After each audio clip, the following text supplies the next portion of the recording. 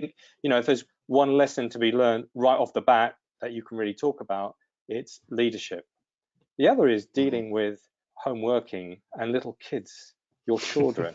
It's not so easy. And I'm sure it's a problem that many, many people have faced, as I'm facing right now. I feel a bit like that BBC bloke, actually. But at the same time, Nick, you know, it's actually nice to see a bit of levity. It's something that we were talking about off camera before the call began. And Harold, I'll kind of like to bring you back to this point. You know, one of the challenges we have, and this echoes what you're saying about so many calls. It's not just that we're in this environment where, you know, we've moved to a different environment where everyone's working from our own home offices. Everyone's working on digital, you know, remote calls, but we're also working on remote calls where we're just, because we're so laser focused, it's right, we're on business, we're talking business, and then we move on to the next. And that can be for us as managers, you know, that can be a real challenge because it's draining, isn't it? It's draining, and actually it's great to see a bit of levity. I had this yesterday. I hosted a couple of think tank sessions, which are sessions that we regularly do, and just similar to Nick's working groups as well, just that we bring a couple of groups together. And again, there was a bit of levity in that, and it released the tension. Is that something that we kind of need to be introducing at the moment, you know, just to a little degree, to kind of remember that we can't go 100% full tilt all day, every day at a rate where it's just 100% in the call, talk about the business, get off the call. It's important to remember those little courtesies of, you know, that little chit chat that we might have if it was in a face-to-face environment. What's your thoughts on that, Harold? Oh, sorry, go on, Nick, you go first, and then Harold will get your thoughts. Thinking about that, I mean, I think that you're absolutely right.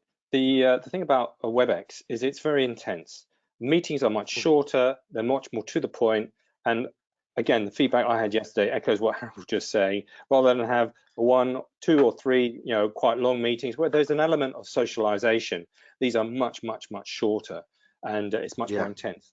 But the other thing about WebEx is that you can see the environment. You can see the environment here. You can saw my daughter just in the back. You can see your guitars. So actually, you're letting people into your lives, and I think that actually this is quite difficult for some people. For me, as a consultant, I always try to use the video because people get a sense of you. But within the corporate environment, it's a little bit more defensive. People don't feel quite so comfortable. But I think actually now, because they have to use Zoom or whatever, they see the working environment, and actually it now becomes actually just, it's okay. It's okay if your kids are in the background. Hey, we're all in the same boat. It's, you know, it is no surprise. And so what it brings is I think an informality to the discussion, which is completely changes some of the communication. It'd be very interesting to see in a year's time if people are working the same way, or if they've reverted back to type. But I think they will change. I used to work with a service director at Pitney Bowes, and I remember this was about 4 or 5 years. Actually, you know him, it's Andy Beer. Andy, yeah. And he used to tell me, he said, you know, I love seeing my managers in their home environment because I get a feel and a sense of who they are. And I think that's very important. It's a very important part of leadership, and leadership is very important at this moment in time. So I think, things are changing in that levity, or just a understanding people and who your team are and who they are, I think is extremely important in this moment.